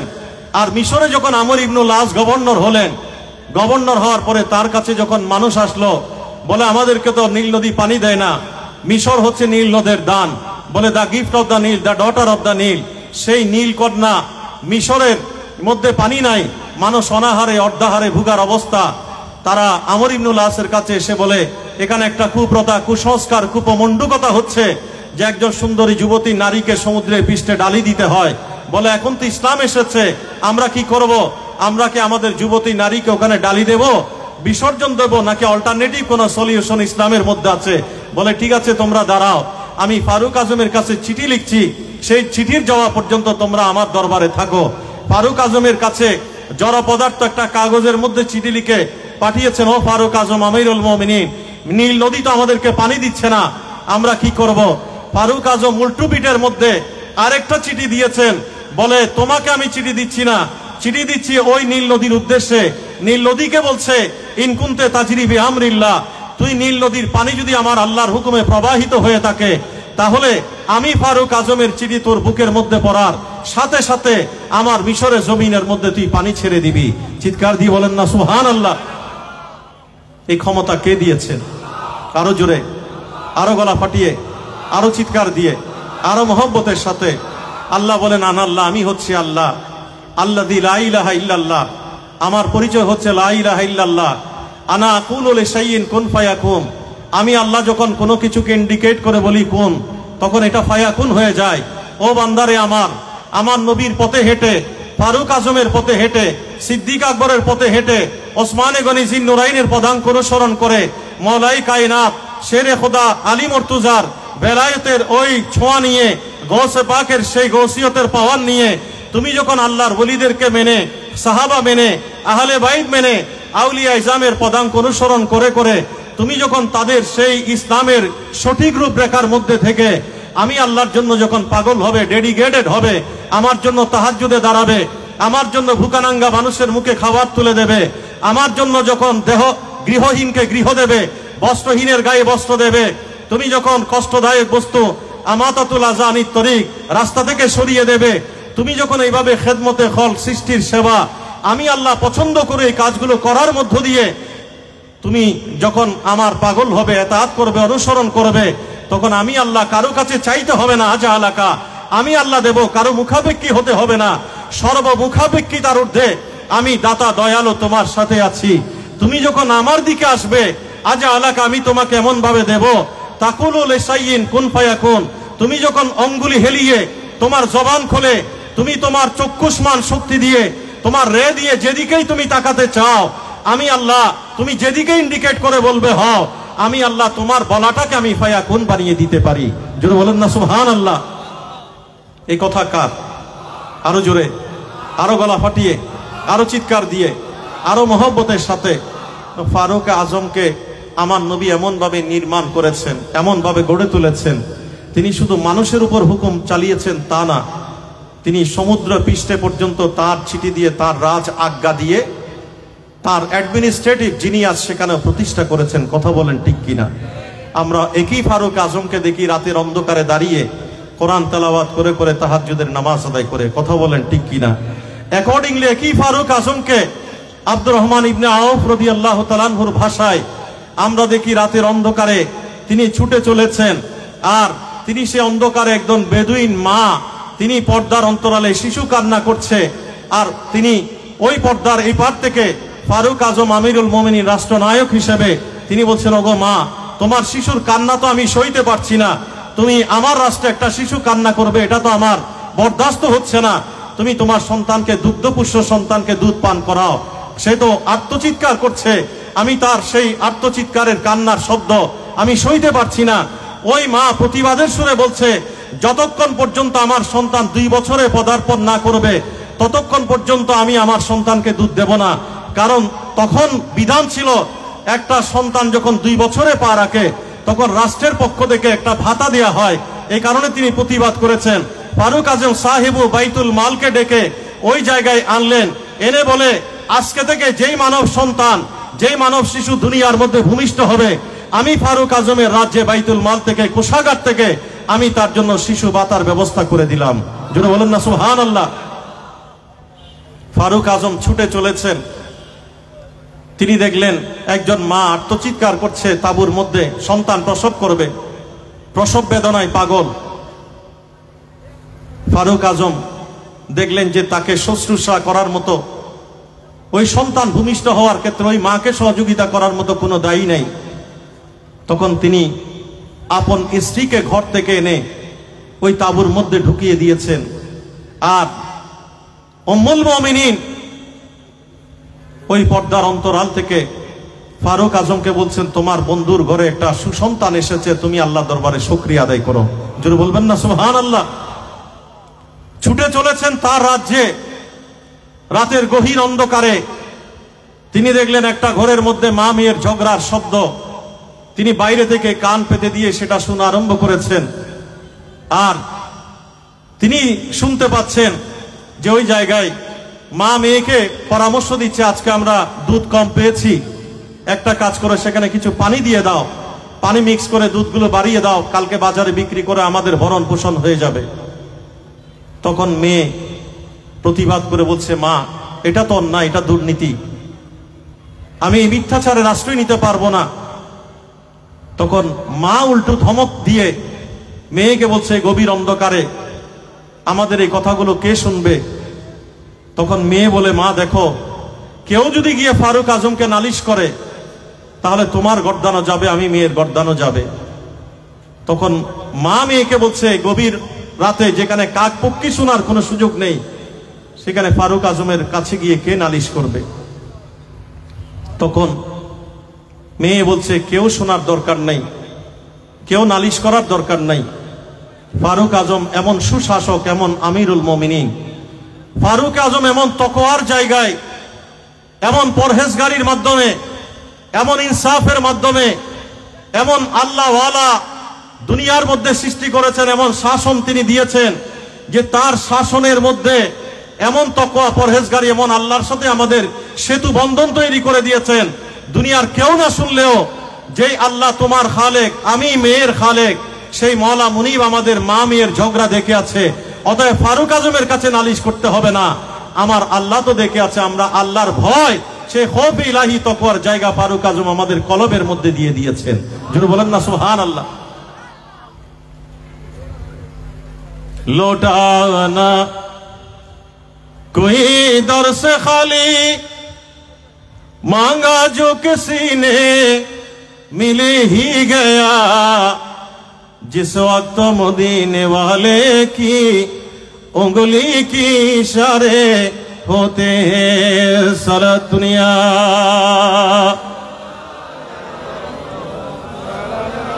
तो আল্লাহর হাবিব ফারুক আজমকে এমন ভাবে নির্মাণ করেছেন, আল্লাহর হাবিব ফারুক আজমের অন্তরের মধ্যে এমন তাকওয়া, এমন পরহেজগারি দিয়েছেন। সেই ফারুক আজমের তাকওয়া, পরহেজগারি জায়গা থেকে তিনি কোরআনুল করিমের যে আয়াত আমরা উচ্চারণ করি, আমাদের সন্তানদের উদ্দেশ্যে নসিহত দিয়েছেন আল্লাহ। জিনতাকুম ইয়া বুনাইয়া ইনতাকুম ইসকালা হাব্বাতিন মিন খারদালিন ফাতাকুন ফি সাহারাতিন আও ফিস সামাওয়াত আও ফিল আরদি ইয়াতি বিহাল্লাহ। তুমি সন্তানকে তালিম দাও যে তোমার গোপন আমল গোপন থাকে না। এটা একেবারে যদি শস্যের দানার পরিমাণও হয়, এই গোপন আমল যদি তুমি আসমানের মধ্যে লুকিয়ে রাখো, মাটির নিচে মৃত্তিকার তলদেশে যদি পুঁতে রাখো, শিলাগর্ভের মধ্যে যদি লুকিয়ে রাখো, তোমার এই গোপনীয়তা গোপন থাকে না। ইয়াতি বিহাল্লাহ, এটা আল্লাহর কাছে পরিষ্কার পরিচ্ছন্ন হয়ে যায়। কথা বলেন ঠিক কিনা? ফারুক আজমের শাসনের মধ্যে তিনি সেটা প্রতিষ্ঠা করেছেন। কোন মা শূন্য পাতিল উনুনের মধ্যে বসিয়ে সন্তানকে সান্ত্বনা দিচ্ছে, ফারুক আজম কাদের মধ্যে বোঝাই করে তার ওই মায়ের শিয়রে গিয়ে খাবার পৌঁছে দিচ্ছেন। কথা বলেন ঠিক কিনা? আব্দুর রহমান ইবনে আওফের আরেকটা হাদিস আমরা দেখি যে তিনি বলছেন, আমি ফারুক আজমকে টেস্ট করার জন্য রাতের অন্ধকারে বেরোলাম, আর দেখলাম তিনি একটা ঘরের মধ্যে ঢুকে পড়েছেন। ওখানে একজন বয়োবৃদ্ধ মানুষ ছাড়া আর কেউ নেই। কিছুক্ষণ পরে তিনি সেখান থেকে বেরিয়ে আসলেন। বেরিয়ে আসার পর আমি সেই ঘরে ঢুকলাম কি হচ্ছে দেখার জন্য।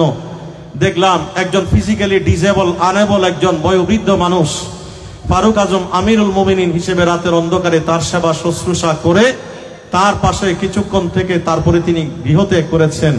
তিনি ফারুক আজমের এই উচ্ছ্বসিত প্রশংসায়, যাদেরকে ফারুক আজম তার মজলিসুস শুরার অন্যতম একটা জায়গা মজলিসে খাসের মধ্যে তিনি রেখেছেন, 4 খলিফা মধ্যে 3 জন এবং তালহা, জুবাইর, আব্দুর রহমান ইবনে আউফ, সবাই বলেন রাদিয়াল্লাহু তাআলা আনহুম, যাদেরকে নিয়ে স্পেশাল বডি করেছেন। আর জেনারেল পরামর্শ সবার মধ্যে নবী সাহাবাদেরকে রেখেছেন। আর ওইগুলোর মধ্য দিয়ে তিনি তার 4টা নগরকে বিভক্ত করেছেন, কুফা, বসরা এবং জেরুজালেম, আজারবাইজান। আবার এগুলোর অধীনে তিনি তার প্রভিন্সিয়াল গভর্নমেন্ট, তার প্রাদেশিক গভর্নমেন্টের মধ্যে তিনি একটা একটা জায়গা ওই নগরের মাধ্যমে তিনি নির্মাণ করেছেন। 4টা জায়গার মধ্যে বৃহত্তর 4টা খালকরণ করেছেন। কোনখানে ফার্টিলিটির অভাব, ভূমির উর্বরতার অভাব, সেই জায়গা তিনি নির্ধারণ করেছেন। কোন জমিটা পরিত্যক্ত, সেই জমিটাকে তিনি রাষ্ট্রের অধীনে এনে ভূসম্পদে পরিণত করে আলফে নামক একটা ট্যাক্স আদায় করে তিনি রাজস্ব আহরণ করেছেন। আবার তিনি জিম্মিদের অধিকার, যেভাবে নবী বলেছেন যে জিম্মিদের অধিকার, একজন মুসলিম রাষ্ট্রে অমুসলিমরা নাগরিক অধিকার নিয়ে থাকবে। আল্লাহর হাবিব তাদের জীবন সম্পদের নিরাপত্তার জন্য কর নিয়েছেন জিজিয়া, আবার তাদের সম্পদের কর নিয়েছেন ভূমি কর, যেটা খারাজ। ফারুক আজম রাদিয়াল্লাহু তাআলা আনহু সেই করগুলো নিবর্তনমূলক না করে, নির্যাতনমূলক না করে, সেগুলোকে তিনি সহজভাবে তাদের কাছ থেকে আদায় করে তাদের নাগরিক অধিকার এমনভাবে দিয়েছেন তারা মুসলিম রাষ্ট্রের মধ্যে স্বাধীনভাবে ছিল। এবং তিনি যখন দেখলেন যে একজন বয়োবৃদ্ধ খ্রিস্টান তার রাজ্যের মধ্যে তিনি ভিক্ষাবৃত্তি করছেন, সাথে সাথে তিনি ওই বাইতুল মালের, যিনি বাইতুল মালের সাহেব, তাকে তিনি ডেকে এনে বলে, তুমি তার অস্থিমজ্জা শৌর্যবীর্য যখন ছিল তার কাছ থেকে খারাজ নিয়েছিলে, জিজিয়া নিয়েছিলে, আজকে তাকে ভিক্ষাবৃত্তির মধ্যে ছেড়ে দিয়েছ। এটা আমার নবীর আদর্শ হতে পারে না। তোমাকে আমি আদেশ দিচ্ছি, তুমি রাষ্ট্রের কোষাগার থেকে, ওই রাজস্ব কোষাগার থেকে তুমি তার জন্য এই বয়স্ক ভাতার মধ্যে এই মুসলিমটাকেও তুমি শামিল করে নাও। জোরে বলেন না সুবহানাল্লাহ। আরো চিৎকার দিয়ে বলবেন না সুবহানাল্লাহ। প্রিয় হাজিরিনে কেরাম, এইভাবে তিনি আলফে ওসর এমনকি আলহিমা নামক একটা ট্যাক্স তিনি ইম্পোজ করেছেন, যে রাষ্ট্রের ভূসম্পদগুলোর মধ্যে, জমিনের মধ্যে বিভিন্ন পশুরা সেখানে চড়বে, তাদের জন্য একটা পশুচারণ কর তিনি নিয়ে 8টা খাত থেকে তিনি আহরণ করেছেন, মুসলমানদের জাকাত নিয়েছেন। আর আল্লাহর পক্ষ থেকে বৃষ্টির পানির মাধ্যমে যেই প্রাকৃতিক সেচের মধ্য দিয়ে ফার্টিলিটি পেয়ে মানুষ ভূমির মধ্যে চাষ করে, তাদের জন্য উৎপন্ন ফসলের 1/10 ট্যাক্স হিসেবে নিয়েছেন। আর এগুলোর মধ্য দিয়ে তিনি কোথায় ভাঙ্গা সেতু আছে, কোথায় ভাঙ্গা রাস্তা আছে, এগুলো নির্মাণ করতে গিয়ে ফারুক আজম বলেছেন, আমার ভাঙ্গা সেতুতে, আমার ভাঙ্গা রাস্তার মধ্যে একটা গরুর বাছরও যদি আসতে পড়ে, কাল কিয়ামতের ময়দান আমি ফারুক আজমকে আল্লাহর দরবারে জবাবদিহি করতে হবে। চিৎকার দিয়ে বলবেন না সুবহানাল্লাহ। এই কারণে তিনি বলেন, আল্লাহর কাছে জবাবদিহি করার আগে তুমি নিজেই নিজের হিসাবটা পরিষ্কার করে নাও। জোরে বলেন না সুবহানাল্লাহ। ফারুক আজম রাদিয়াল্লাহু তাআলা আনহু তার সেই নিয়ামতগুলোর একটা একটা উচ্ছ্বসিত প্রশংসা করতে গিয়ে আমরা পিকে হিট্টির মতো খ্রিস্টান ঐতিহাসিক উইলিয়াম মুর, স্ট্যানলি ল্যান্ডফোল, তারা বলছে যে সিম্পলিসিটি অ্যান্ড ডিউটি, একটা হচ্ছে তার সরলতা, আরেকটা হচ্ছে তার কর্তব্য পরায়ণতা। বলে যে এটা হচ্ছে তার শাসনতন্ত্রের অন্যতম একটা নীতি, এবং ডিভোশন যেটাকে বলে আত্মনিবেদিত হওয়া শাসন কাজে, যেই কাজের মধ্যে তিনি এতটাই আত্মনিবেদিত ছিলেন। আমি শুরুতে ফারুক আজম এর কবিতা, ওমর ফারুকের কবিতা নজরুলের ভাষায় বলেছিলাম, অর্ধ পৃথিবী করেছ শাসন, দুলার তখতে বসি, খেজুর পাতার প্রাসাদ তোমার বারে বারে গেছে কষি। এটা তিনি অনর্থক আওড়াই নাই। ফারুক আজমের লাইফ অ্যান্ড টাইমসকে রিসার্চ করে, গবেষণা করে নজরুল সে কবিতা লিখেছেন। আর সেটার বাস্তবতা আমরা দেখি। রোমান সাম্রাজ্য থেকে মানুষ এসেছে ফারুক আজমকে দেখার জন্য, কারণ তারা শুনেছে ফারুক আজম অর্ধ পৃথিবীর মালিক, আর তিনি তার বৃত্তকে তিনি রাইডের মধ্যে দিয়ে তিনি হেঁটে হেঁটে তাদের লাগাম টানেন। মোস্ট প্র্যাকটিক্যালি সেটা দেখার জন্য রোম সাম্রাজ্য থেকে তারা যখন আসলো, দেখে যে ফারুক আজম ভর দুপুরে গাছের ছায়ার নিচে পড়ে আছে। তাকে জিজ্ঞেস করছেন, ভাই ফারুক আজম কোথায়, আমিরুল মুমিনিন কোথায়? তখন ফারুক আজম বলেন, এখানে আমার নাম হচ্ছে আমিরুল মুমিন ওমর ইবনুল খাত্তাব, আমাকে নবী দয়া করে মহব্বত করে ফারুক আজম উপহার দিয়েছে। এই রাষ্ট্রের মানুষ আমাকে আমিরুল মুমিনিন বলে। গাছের ছায়ার নিচে ভর দুপুরে ক্লান্ত পথিকের মতো যিনি বিশ্রাম নিচ্ছেন, সেই ফারুক আজম বলছেন, আমি হচ্ছি মূলত খাদেমুল মুসলিমিন। যেটা বলবেন না সুবহানাল্লাহ। আরো চিৎকার দিয়ে বলে সুবহানাল্লাহ। এই কারণে ইতিহাস বলছে, blessings be on the man of Madina. they themselves walk, যারা হেঁটে হেঁটে পথ চলে, ওদের জন্য ওই মদিনার মানুষের জন্য আমাদের ব্লেসিংস। কারণ ফারুক আজম এমন নিয়ামত উপহার দিয়েছেন যে গোলামকে রাইডের উপরে চড়িয়ে ফারুক আজমের মতো সোনার মানুষ, স্বর্ণালী আদর্শের মূর্ত প্রতীক, তিনি ঘোড়ার লাগাম টেনে টেনে তাকে এক প্রান্ত থেকে আরেক প্রান্ত পৌঁছে দেয়। আমার নবী যেভাবে বলেছেন হুম ইখওয়ানুকুম জাআলাল্লাহু তাহতা আইদিকুম, সেটার বাস্তবতা ফারুক আজমের জীবনের মধ্যে আমরা দেখি। আল্লাহ বলেছেন লাইসাল বিররান তুওয়াল্লু হুজুহাকুম কিবলাল মাশরিকি ওয়াল মাগরিব ওয়ালাকিন্নাল বিররা মান আমানা বিল্লাহি ওয়াল ইয়াউমিল আখিরে ওয়াতাল মাল আলা হুব্বিহি যাবিল কুরবা ওয়াল ইয়াতামা ওয়াল মাসাকিন ওয়াবনিস সাবিল ওয়াসাইলিন ওয়া ফির রিকাব ওয়াল মুফুনা বিআহদিহিম ইযা আহাদু ওয়াস-সাবিরিনা ফিল বাসাই ওয়াদ দাররাই ওয়া হিনাল বাস উলাইকাল্লাযীনা সাদাকু ওয়া উলাইকা হুমুল মুত্তাকুন। জোরে বলেন না সুবহানাল্লাহ। আল্লাহ তাকওয়ার যে সংজ্ঞাগুলো দিয়েছেন, আমরা ফারুক আজমের জীবনের মধ্যে তার বাস্তবতা দেখি।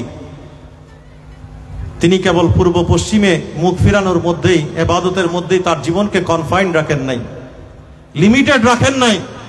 তিনি একদিকে মুসাইয়িনুল মিম্বারে ওয়াল মেহরাব, তিনি মিম্বরের সৌন্দর্য, তিনি মেহরাবের সৌন্দর্য, তিনি মিম্বরে দাঁড়িয়ে দাঁড়িয়ে বিচার ব্যবস্থা উপহার দিয়েছেন, ইকোনমি দিয়েছেন, স্বরাষ্ট্রনীতি দিয়েছেন, পররাষ্ট্রনীতি দিয়েছেন। তিনি দিওয়ানের মাধ্যমে, সেক্রেটারিয়েটের মধ্য দিয়ে আজকের পৃথিবীর সচিবালয়গুলোর একটা আদি রূপ, যেটাকে আমরা মডিফাইড রূপ হিসেবে আজকে সেক্রেটারিয়েট বলছি, 14 সেঞ্চুরিজ এগো 1400 বছর আগে সেই 634 থেকে তিনি ওইটা আস্তে আস্তে করে গড়ে তুলেছেন মিম্বরের মধ্যে দাঁড়িয়ে দাঁড়িয়ে। আর মেহরাবের মধ্যে তিনি যখন দাঁড়াতেন তখন তার সুললিত কণ্ঠের কেরাত, তার খুশু, তার একাগ্রতা, তার বিনয়, তার রুকু সিজদা, তার ডিভোশন, আল্লাহর প্রতি তার মেরাজের সেই নামাজ দেখে মানুষ বিমোহিত হতো। যে কারণে ফারুক আজমের উপাধি হচ্ছে মুজাইয়িনুল মিম্বারে ওয়াল মেহরাব। জোরে বলেন না সুবহানাল্লাহ। আর তিনি পৃথিবীকে এমন বিচার ব্যবস্থা উপহার দিয়েছেন যে বিচার ব্যবস্থা হচ্ছে পৃথিবীর মধ্যে সর্বশ্রেষ্ঠ। কথা বলেন ঠিক কিনা? যেভাবে আল্লাহ বলেছেন ওয়াইন হাকামতা ফাহকুম বাইনাহুম বিল কিসত ইন্নাল্লাহা ইউহিব্বুল মুকসিতিন ইন্নাল্লাহা ইয়ামুরু আন তুআদ্দুল আমানাতা লিআহলিহা ওয়া ইযা হাকামতুম বাইনান নাস আন তাহকুমু বিল আদলে। সেটার বাস্তবতা আমরা দেখি ফারুক আজমের জীবনে। যেভাবে আমার নবী সাহাবাদের সামনে ইম্পার্শিয়ালি, কোন ধরনের পার্সিয়ালিটি ছাড়া নিখুঁত বিচার ব্যবস্থা পৃথিবীকে উপহার দিয়েছেন। আল্লাহ নবীর দরবারে যখন একটা অভিজাত সম্প্রদায় বিচার প্রার্থী হওয়ার পরে হযরতে যায়েদ রাদিয়াল্লাহু তাআলা আনহু মোস্ট প্রবেবলি, খুব সম্ভবত আল্লাহ নবীর দরবারে দাবি করেছেন ইয়া রাসূলুল্লাহ, তাকে আপনি ছেড়ে দেন, মুক্তি দিতে পারেন। আর আমার নবী ওই জায়গায় দাঁড়িয়ে বলছেন ইন্নামা উহলিকাল্লাযীনা ক্বাবলাকুম, তোমাদের পূর্ববর্তী অনেক কওম, অনেক গোত্র, অনেক কমিউনিটি, অনেক সম্প্রদায় ধ্বংস হয়ে গিয়েছে। কারণ ইজা সারাকা ফিহিমুদ শরীফ, তাদের মধ্যে যারা শরীফ, অভিজাত, ধনাঢ্য, তারা যখন তাদের কোনো বংশের সন্তান যখন চুরি করত, তারা কুহু, তাদেরকে ছেড়ে দিত। আর ওয়াইজা সারাকা ফিহিমুদ দাঈফ, তাদের মধ্যে যারা দুর্বল, অনাথ, অসহায়, ওই মানুষগুলো যখন কোনো অপরাধ করত তখন তাদেরকে আকামু আলাইহিল হুদুদ, তাদেরকে হুদুদের জন্য পাকড়াও করা হতো।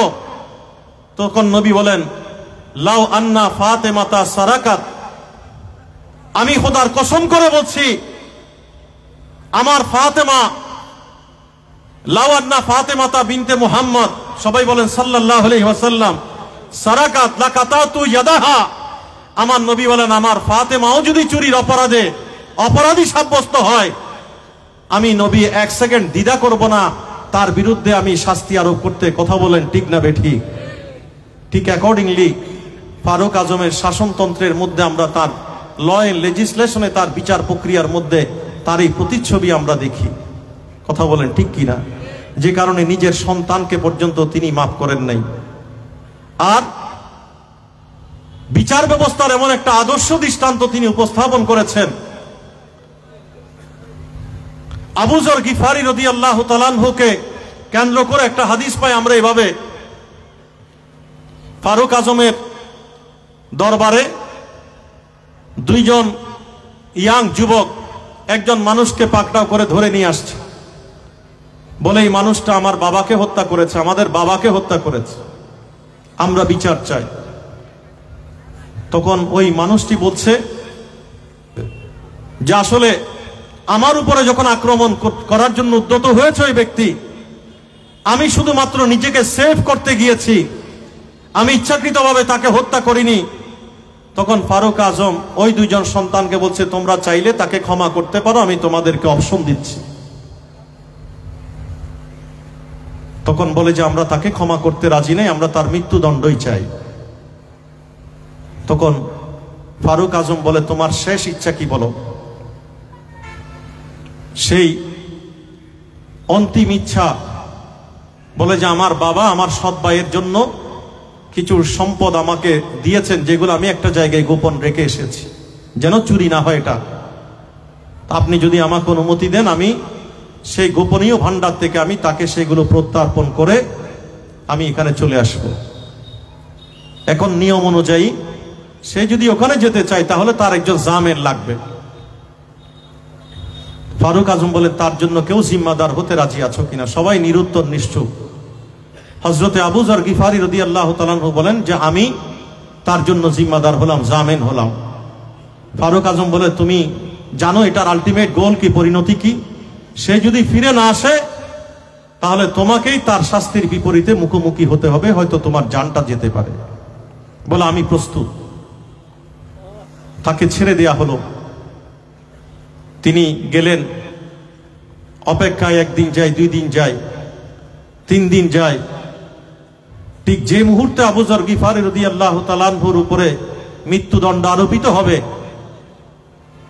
ওই সময়ে ওই আল্লাহর বান্দা উপস্থিত। সাথে সাথে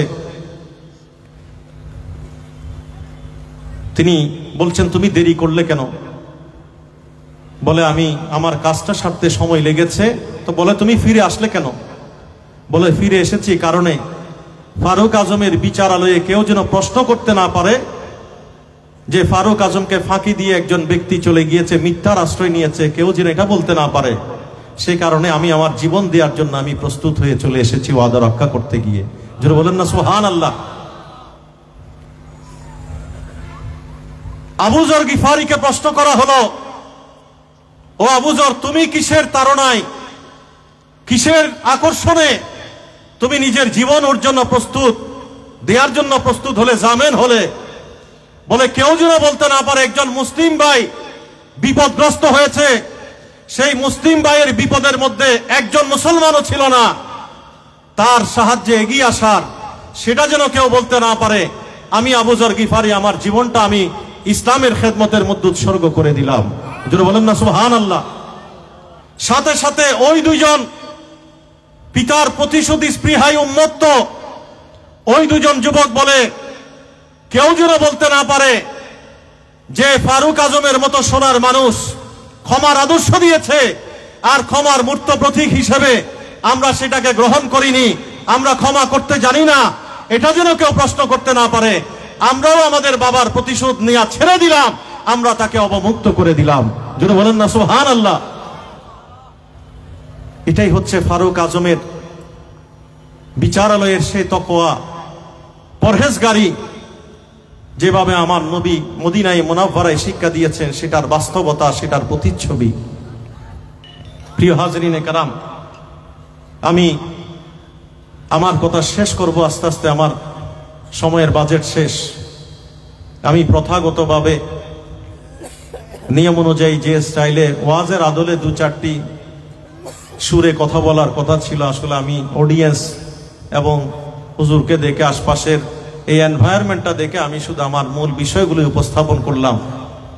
আমি আপনাদের খেদমতে পরিশেষে বলতে চাই, ফারুক আজম রাদিয়াল্লাহু তাআলা আনহু, আমরা দেখি আল্লাহর হাবিব যখন ডাক দেন দানশীলতার জন্য, ফারুক আজম সেখানে অগ্রগণ্য হিসেবে এগিয়ে আসেন। কথা বলেন ঠিক কিনা? নামাজের মুসল্লায় আমরা ফারুক আজমকে দেখি, সৃষ্টির সেবায় আমরা তাকে দেখি। যেদিকে আমরা তাকাই ফারুক আজমের পরিচয় কি? আমরা যদি একটা কনক্লুশন টানি তাহলে ফারুক আজম এমন সোনার মানুষ। আমার নবী একদিন দাঁড়িয়ে আছেন, নবী বলেন একটা নেকড়ে বাঘ আসলো। নেকড়ে বাঘ এসে বকরির পাল থেকে একটা বকরি ছিনিয়ে নিল। এটা মেশকাতের মধ্যে আছে, বুখারী মুসলিম দুইটার মধ্যে এটা রিপিটেশন আছে। মুখের মধ্যে আছে, কোনো চাপ দেয় নাই, রক্ত সংহার করে নাই। বাই দিস টাইম রাখাল এত দুঃসাহসী, ঝাঁপ দিয়ে তার মুখ থেকে সেই বকরির পালটাকে ছিনিয়ে নিল। সাথে সাথে বাঘ বলছে, ভাই তুমি আজকে আমাকে একা পেয়েছো, আমার খাবারটা মুখ থেকে কেড়ে নিলে। কালকে আমরা বাঘরা যখন বেশি আসব তখন তোমরা রাখালরা এই বকরির পালকে কিভাবে রক্ষা করবে? এই কথা যখন বলে আমার নবী বলেন, আমি এই দৃশ্যটা তাকিয়ে আছি, দেখে আছি। মানুষ বলে ফাকাল আন-নাস জীবন ইয়াতাকাল্লামু, দেখো দেখো কি অবাক কাণ্ড, বাঘ দেখি মানুষের মতো কথা বলছে। তখন আমার নবী বলেন, তোমরা অবাক হওয়ার মতো কিছু নাই।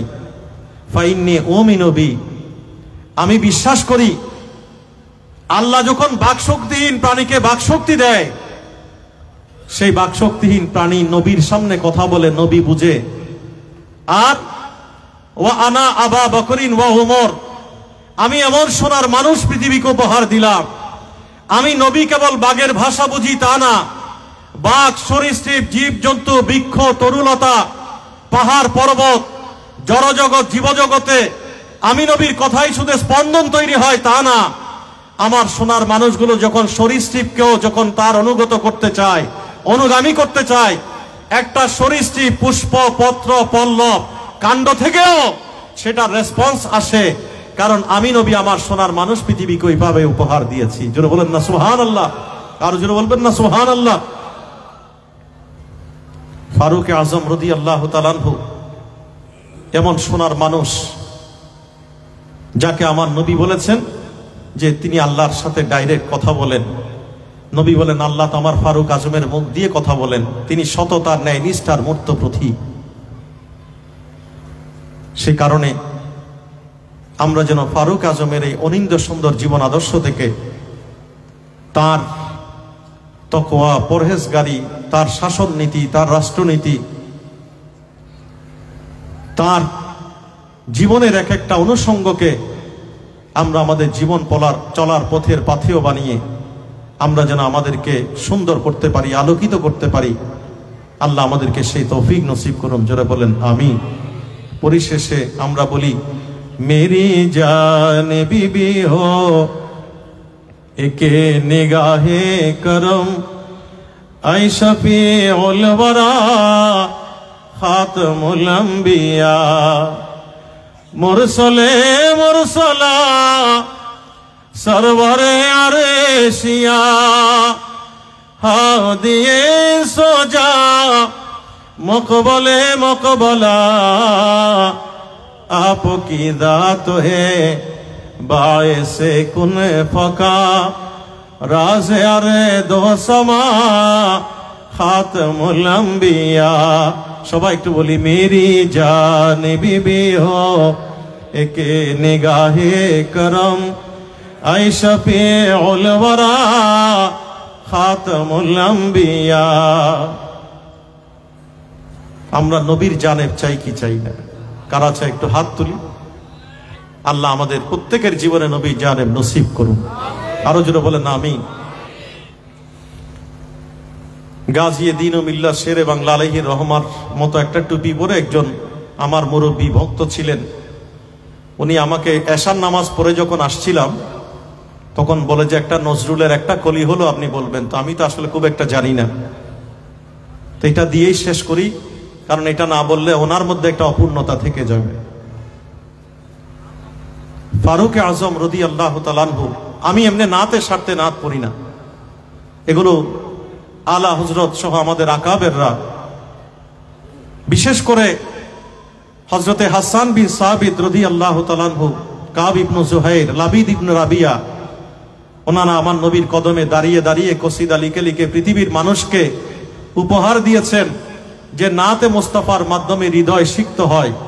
নাতে মুস্তাফা যখন আমরা পড়ি, আমরা বাংলাদেশে থাকলেও মদিনার সাথে আমাদের একটা কলবের হৃদয়ের সেতু বন্ধন তৈরি হয়। কথা বলেন ঠিক কিনা?